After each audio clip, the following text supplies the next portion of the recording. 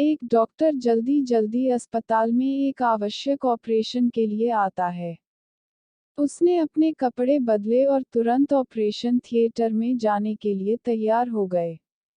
इससे पहले उसने देखा कि लड़के का पिता हॉल में चक्कर लगा रहे हैं। डॉक्टर को देखते ही लड़के का पिता भड़क गए और डॉक्टर से बोले कि आपको आने में इतनी देर क्यों लगी? क्या आप जानते नहीं हो कि मेरे बेटे की जान खतरे में है?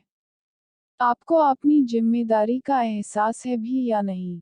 डॉक्टर ने मुस्कुराया और बोला कि माफ कीजिएगा, मैं अस्पताल में नहीं था पर खबर मिलते ही जितना जल्दी हो सका मैं अस्पताल आ गया। अब मैं चाहूंगा कि आप शांत हो जाइए, ताकि मैं अपना काम शुरू कर सकूं। लड़के का पिता बोले कि मैं कैसे शांत हो जाऊं? अगर ये तुम्हारा खुद का बेटा होता तो क्या तुम शांत हो जाते? अगर तुम्हारा बेटा अभी मर जाए तो तुम क्या करोगे? लड़के का पिता ने चिल्लाकर पूछा।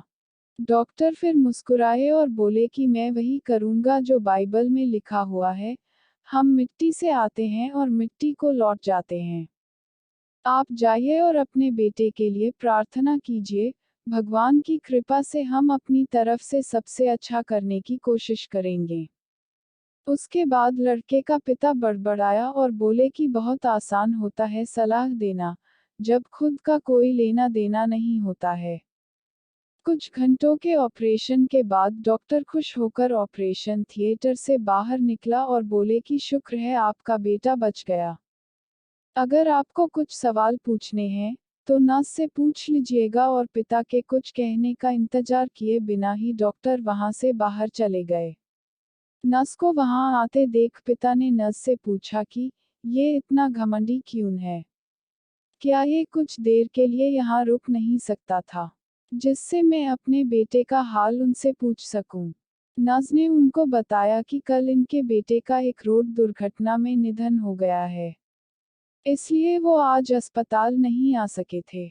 जब हमने उन्हें आपके बेटे के ऑपरेशन की बात रखी, तब वो आपके बेटे का ऑपरेशन करने के लिए ही अस्पताल आए। दोस्तों, इस कहानी से हमें यह सीखने को मिलता है कि हर परिस्थिति में शांत रहें, ताकि आप अपने लिए बेहतर निर्णय ले सकें।